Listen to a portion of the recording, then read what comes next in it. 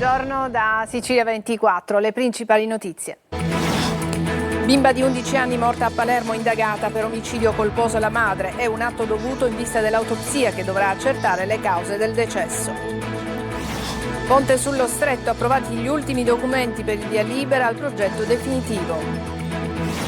Fiamme in tangenziale a Catania, giornata di passione ieri per tanti automobilisti e viaggiatori. Voli sospesi per alcune ore in aeroporto, tornato pienamente operativo già in serata. Sanità, le lunghe liste di attesa costringono l'insegnante di Pozzallo a ricorrere alle strutture private, spesi quasi 700 euro per esami urgenti che le erano stati prescritti. Dalla Sicilia a Roma per il Giubileo dei Giovani, oltre 2000 dall'isola in viaggio per arrivare nella capitale e incontrare Papa Leone. Non mi dimetto dopo l'inchiesta per corruzione e peculato nella quale è indagato il presidente dell'AS Gaetano Galvagno, spezza il silenzio, al momento nessun passo indietro.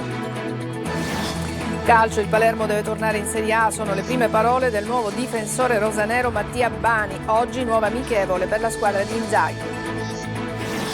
Testa anche per il Catania contro l'Ascoli, intanto Martic e Corbari lavorano già con i nuovi compagni di squadra, 3 le cessioni nelle ultime ore in casa Trapani, il Siracusa attende il sì di Bacciardi.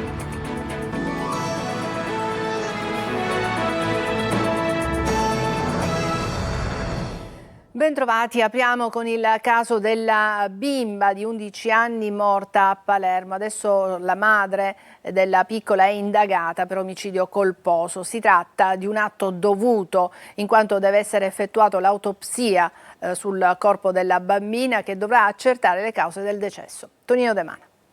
È indagata per omicidio colposo la madre della piccola di 11 anni, morta sabato notte all'ospedale Buccheri La Ferla per cause da accertare. L'iscrizione nel registro degli indagati è un atto dovuto in vista dell'effettuazione dell'autopsia fissata per domani all'Istituto di Medicina Legale di Palermo. Ho fatto di tutto per salvare Maria, avrebbe detto la madre agli agenti della squadra mobile. Ero in casa, mia figlia, che soffriva di crisi epilettiche, ha avuto un attacco. La donna è assistita dall'avvocato Gaetano Turrisi e ha ribadito che non ha fatto mai del male alla bambina, arrivata in ospedale con alcuni segni sul collo e gli abiti intrisi di benzina. Sarà l'esame autoptico a dare le risposte attese dagli investigatori, chiarendo se l'11enne, gravemente malata e paralizzata dalla nascita, sia morta per cause naturali o per aver ingerito della benzina, forse data per errore da un fratellino. L'iscrizione nel registro degli indagati consente alla donna di nominare propri consulenti che potranno partecipare all'autopsia, esame irripetibile. Un bambino di 8 anni di Mazzarino, in provincia di Caltanissetta, in prognosi riservata dopo aver riportato gravi feriti all'addome a causa di una caduta in bici. Il bimbo, in seguito ad una brusca frenata, sarebbe finito violentemente contro il manubrio che gli ha bucato lo stomaco. Gli operatori sanitari, dopo averlo intubato e stabilizzato, lo hanno trasportato all'ospedale Sant'Elia di Caltanissetta. E dell'Agrigentino, 9 giovani dai 18 ai 21 anni di Santa Margherita Belice sono stati arrestati per rissa aggravata e porto illegale di armi. A dare esecuzione all'ordinanza di custodia cautelare degli arresti domiciliari sono stati i carabinieri. L'inchiesta è stata aperta dopo l'accoltellamento lo scorso 13 luglio sull'arenile di Portopalo di Menfi di un giovane egiziano. La rissa sarebbe nata per uno sguardo di troppo in uno dei locali della Movida. Si va veloci verso la seduta del CIPES che la prossima settimana delibererà il via libera al ponte sullo Stretto. Oggi lo Stretto di Messina, la società, ha approvato gli ultimi documenti. Francesco Triolo. Il CDA della società Stretto di Messina ha esaminato ed approvato gli ultimi documenti per il CIPES che darà il via libera al progetto definitivo del ponte sullo Stretto. Si tratta in particolare di atti aggiuntivi e contratti per la realizzazione. Il valore aggiornato dell'investimento resta confermato a 13 miliardi e mezzo di euro interamente coperti dalla legge di bilancio del 2025 e dall'aumento di capitale della Stretto di Messina sottoscritto nel 2023. Quest'ultima fase verso il CIPES, ha spiegato l'amministratore delegato della Stretto Pietro Ciucci, oggi è stata particolarmente impegnativa sia per la mole dei documenti da presentare, sulla quale è stato posto il massimo dell'attenzione, che per il coinvolgimento attivo di molti soggetti, come è stato con il recente accordo di programma sottoscritto a 7 firmatari. Un passaggio alla presenza del Ministro delle Infrastrutture Matteo Salvini in vista dell'approvazione del CIPESS prevista nella prossima settimana. Poi bisognerà attendere la pubblicazione in Gazzetta Ufficiale, che dovrebbe avvenire entro la fine dell'estate, e dopo la registrazione della Corte dei Conti la delibera sarà efficace e si entrerà nella fase realizzativa. Sarà avviata la progettazione esecutiva e le operazioni propedeutiche alla cantierizzazione, la risoluzione delle interferenze, la bonifica degli ordigni bellici, le indagini archeologiche, geognostiche e geotecniche, la predisposizione dei campi base. Con l'approvazione del CIPESS ci sarà inoltre la dichiarazione di pubblica utilità dell'opera, che consentirà di avviare gli espropri. Si partirà con gradualità secondo il piano pubblicizzato nei mesi scorsi e sempre con la massima attenzione nei confronti degli esproprianti, ha voluto aggiungere Ciucci. Catania e l'emergenza incendi. Ieri è stata una giornata infernale con pesanti ripercussioni sulla viabilità e sull'aeroporto, che è rimasto chiuso per alcune ore. Migliaia di automobilisti intrappolati sull'asse dei servizi e in tangenziale. Tonino De Mana. Fuoco e fiamme. È stata una giornata infernale per Catania, alle prese con devastanti incendi che hanno lambito i principali assi viari, aeroporto compreso. 2 vasti roghi si sono propagati tra il quartiere di San Giorgio all'uscita della tangenziale per l'autostrada direzione Palermo e Vaccarizzo. Responsabili: la mano dell'uomo, la mancanza di prevenzione e il forte vento che ha alimentato i roghi, creando fenomeni di spotting a causa di brandelli di combustibile infuocati trasportati lontano. Il fumo ha creato grosse difficoltà, come si vede dalle immagini, agli automobilisti in transito, chiusa momentaneamente la strada per Vaccarizzo dove il ponte Primo Sole. A fuoco sterpaglie, ma qualche timore si è presentato anche per un deposito di mezzi pesanti letteralmente circondato dalle fiamme. Vigili del fuoco impegnati anche in via San Francesco l'Arena per un altro rogo di sterpaglie e vegetazione per lo più incolta, e a causa del fumo e degli incendi divampati nelle immediate vicinanze dell'aeroporto di Catania, SAC, società di gestione dello scalo, è stata costretta a sospendere per 2 ore tutte le operazioni di volo. L'area interessata dall'incendio non ha coinvolto direttamente lo scalo etneo, ma l'intenso sviluppo del fumo e le condizioni di rischio, anche per via del vento, hanno reso necessaria l'interruzione delle operazioni aeroportuali per garantire la massima sicurezza di passeggeri, operatori e infrastrutture. In tilt anche la rete elettrica, oltre al sistema nervoso di migliaia di automobilisti intrappolati sull'asse dei servizi e sulla tangenziale di Catania. E c'è ancora tanta rabbia e pure desolazione dopo l'ennesimo incendio che ha devastato la riserva naturale orientata dello Zingaro a San Vito Lo Capo. Cenere ovunque e le persone sono consapevoli che adesso ci vorrà molto tempo per ripristinare tutto. Laura Spano. Ecco cosa resta dello Zingaro dopo l'incendio di venerdì scorso. Cenere ovunque, che a tratti stride con l'azzurro del mare. Se percorri i viottoli lo senti ancora l'odore acre che ti brucia le narici e ti chiude la gola. Benvenuti in quel che resta della riserva naturale orientata dello Zingaro, ancora una volta violentata da mani criminali. Distrutta dal fuoco la piana di Uzzo. I turisti sulle loro imbarcazioni cercano di stare lontano da una delle calette più affascinanti della zona, meta di migliaia di bagnanti ogni anno. L'incendio ha distrutto tutto il verde che anno dopo anno si è tentati ma invano di far ricrescere, così si deve fare i conti con la desolazione completa. Un paesaggio spettrale, ciò che accoglie chi riesce a entrarvi in questi giorni. I danni sono ingenti, tutto è nero di cenere da valle fino alla cresta delle montagne. Salve le case della forestale, anche quelle della galleria, i musei indenni ma circondati dalla cenere. In cenere però gli ulivi di Cala della Disa, gli ultimi frassini superstiti dell'incendio devastante di 4 anni fa, gli ultimi carrubi, gli alberi sparsi lungo la riserva. In cenere anche gli uccellini, ma sono finiti bruciati anche altri animali che nella riserva si sentivano al sicuro. Quel che rimane dello Zingaro oggi è tanta rabbia e una landa desolata. Un insegnante di Pozzallo nel Ragusano ha speso quasi 700 euro per esami cardiologici urgenti in laboratori privati. Tempi lunghi e mancanza dell'attrezzatura è stata la risposta dell'ASP. Sentiamo Veronica Barbarino. Un altro caso di disservizi nella sanità siciliana arriva da Ragusa. Non ci sono le attrezzature, che devono essere ancora sostituite, e lunghi tempi d'attesa. Così un insegnante di Pozzallo ha speso 600 euro per esami cardiologici urgenti che non poteva fare nella struttura pubblica. Mi è stata riscontrata una polmonite dilatativa con versamento pericardico. Il mio cardiologo mi ha consigliato di fare una cardiorisonanza e la TAC coronarica. Queste due prestazioni vengono elargite dall'ospedale Guzzardi di Vittoria. Ho aspettato più di un mese e mezzo, al che giustamente io non stavo proprio per niente bene. Mi hanno detto che al momento non prendevano nessuna prenotazione. Mi hanno detto: signora, noi non possiamo aiutarla in nessun modo.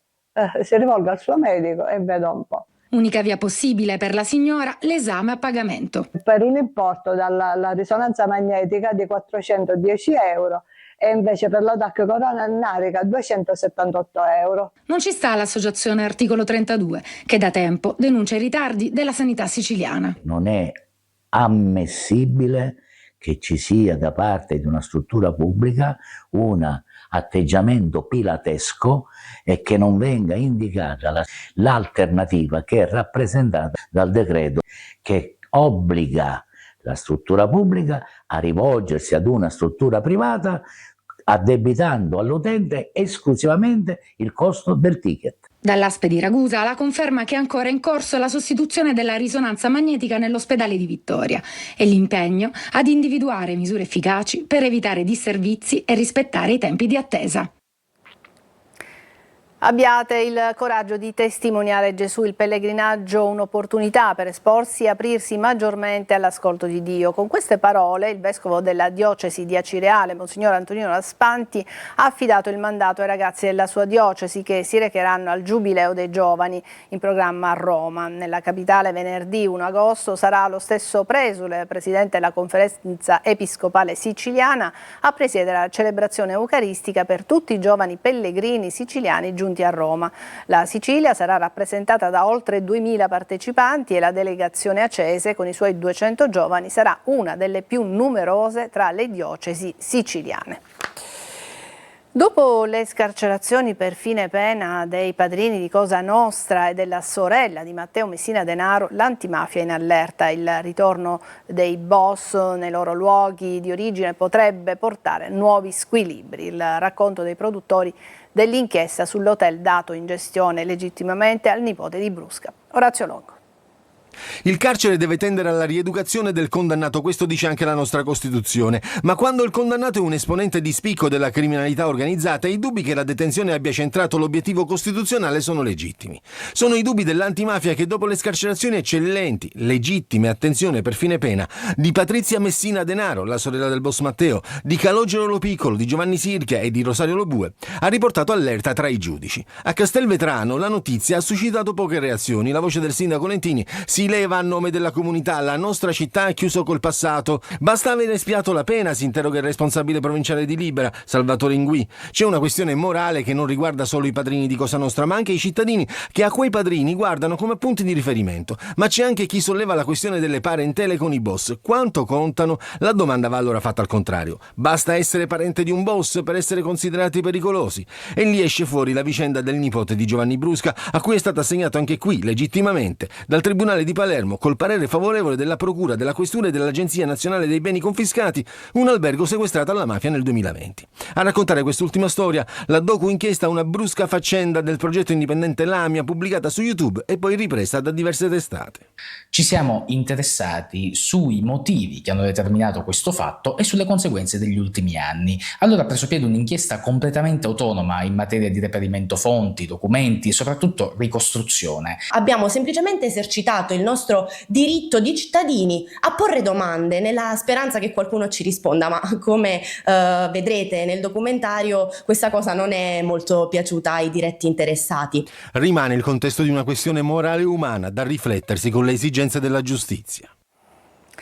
Gli appalti edili di Mazzarrà Sant'Andrea venivano fagocitati al clan mafioso dei Mazzarrotti. 3 le persone arrestate. Sentiamo Francesco Triolo. Affari milionari, quelli legati agli appalti edili a Mazara Sant'Andrea nel Messinese, affari che erano di pertinenza del clan dei Mazzarroti. Così, nell'ambito di un'indagine coordinata dalla DDA di Messina, i carabinieri di Barcellona hanno arrestato 2 persone e notificato un provvedimento ai domiciliari ad un terzo soggetto appartenente alla famiglia mafiosa di Mazara Sant'Andrea. Tra i destinatori di un provvedimento l'ex collaboratore di giustizia Carmelo Bisognano, che attraverso altri 2 fratelli, Antonino Giardina, arrestato e condotto in carcere, e Davide Giardina, ai domiciliari, avrebbe esercitato ingerenza nelle attività economiche ed imprenditoriali del territorio di Mazzarrà, imponendosi nel settore del movimento terra, talvolta con agganci anche negli uffici tecnici degli enti. I fatti contestati risalgono a luglio 2023, si sarebbero protratti anche nel 2024. Secondo quanto raccolto dagli investigatori, vi sarebbe stata l'attribuzione fittizia a un indagato incensurato di un'impresa edile, in realtà gestita dal pregiudicato mafioso insieme al fratello, i quali, prodigandosi per ottenere l'assegnazione di appalti da parte del comune di Mazara Sant'Andrea, avrebbero lucrato sull'affidamento dei lavori pubblici. Bisognano poi avrebbe accelerato anche la definizione di pratiche amministrative pendenti presso gli uffici tecnici del comune, almeno altre 2 le aziende che venivano utilizzate per operare, tra i beni sequestrati, 2 società edili, 2 terreni e 8 mezzi che venivano utilizzati dalle imprese. Adesso una breve pausa, ci vediamo tra poco.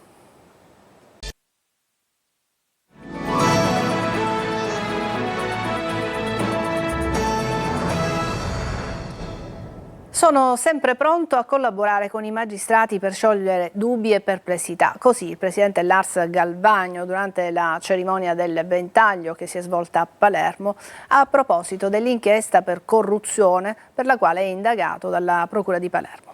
Marco Gullà. Dopo settimane di silenzio, il presidente dell'Ars, Gaetano Galvagno, indagato per corruzione e peculato, torna a parlare e lo fa in occasione della consueta cerimonia del Ventaglio. Se tornassi indietro, metterei una telecamera del Grande Fratello per far vedere tutto quello che è successo, per far vedere la verità. Ho sempre agito in buona fede. Sto attendendo in maniera, credo, abbastanza silenziosa. Non ho evitato qualsiasi genere di esternazione, sto mantenendo un profilo di altissima responsabilità, essendo sempre molto collaborativo con coloro i quali stanno oggi facendo delle indagini e rinnovando sempre la mia piena disponibilità a collaborare affinché si possano dare tutte le risposte ad eventuali dubbi o ad eventuali perplessità. E alla domanda su possibili dimissioni, Galvagno ha detto: non ho ricevuto né una notifica di conclusione delle indagini né una richiesta di rinvio a giudizio, che è comunque cosa diversa dal rinvio a giudizio. Quando e se ci saranno altri passaggi in questa vicenda, ci potranno anche essere determinate valutazioni da parte mia. Poi Galvagno parla dello stato di salute dell'Ars. C'è stato un incremento delle leggi approvate, si è passato da 65 a 79 leggi e questo è un dato che fa vedere come c'è stato un incremento rispetto a una fase iniziale che era un tantino più lenta. Scatteranno fra 2 giorni licenziamenti quasi 400 addetti ai call center Almaviva. All'indomani della chiusura con esito negativo della Procura al Ministero, si spacca però il fronte sindacale. Manlio Viola. Si spacca il fronte sindacale. 387 lavoratori, che ormai si possono definire ex Almaviva, rischiano il licenziamento. Sono gli addetti ai call center Covid del 2020 che la Regione vorrebbe adesso usare nei centralini del 116-117 che partiranno a dicembre. Ma ieri il tavolo di crisi al Ministero del Lavoro si è chiuso senza un accordo. Un verbale negativo frutto di una spaccatura. CGIL e UIL non ci stanno ad una proroga dalla cassa integrazione soltanto di 4 mesi. Sarebbe l'8ª proroga, seguita dai licenziamenti collettivi con accordo da firmare già adesso e con incentivi all'esodo e NASPI. Non si fidano che la Regione attivi veramente dal 1° dicembre il servizio e la cassa integrazione arriverebbe al 30 novembre. Al contrario, Fistel, CISL e UGL Telecomunicazioni mandano adesso una lettera aperta al Presidente della Regione nella quale considerano la strada indicata da Almaviva percorribile e lo invitano ad impedire che siano i lavoratori a pagare il prezzo della ferma opposizione nazionale di CGIL UIL. Questo perché ieri sera Schifani aveva manifestato apertamente la sua rabbia per una scelta di scontro ritenuta inaccettabile. A superiore a 50 anni non ci vorrà più nessuno, siamo fuori dal mondo del lavoro, questo non può succedere. La palla adesso passa proprio alla regione siciliana, ma senza un accordo romano sarà difficile evitare licenziamenti dal 1° di agosto. Durante l'incontro al Ministero delle Imprese e del Made in Italy, ST Microelectronics ha annunciato l'apertura di una fase di transizione industriale che comporterà 206 esuberi nello stabilimento di Catania. Lo scrive in una nota la FIOM CGIL Etnea, che parla di colpo durissimo per il territorio. Adesso una pausa e poi il calcio.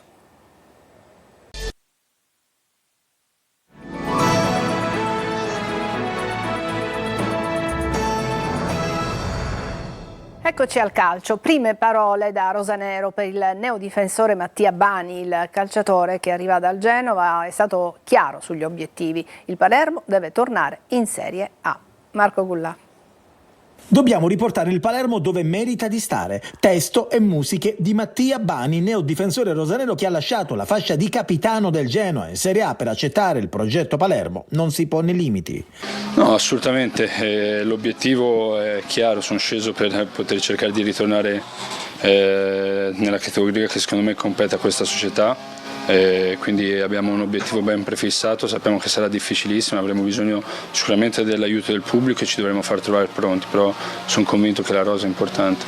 Bani torna anche sulla trattativa che dal Genoa lo ha portato al Palermo. Ma è partito tutto, diciamo, con il Genoa abbiamo cominciato a parlare un po', ho avuto la sensazione che dopo tanti anni eravamo arrivati un po' a un punto, diciamo, dove stavamo arrivando alla conclusione del nostro percorso. Quindi ho scelto di intraprendere una nuova sfida. Palermo è stata quella che più mi ha voluto e più mi ha dato le sensazioni positive su un grande progetto e quindi ho scelto in questa direzione.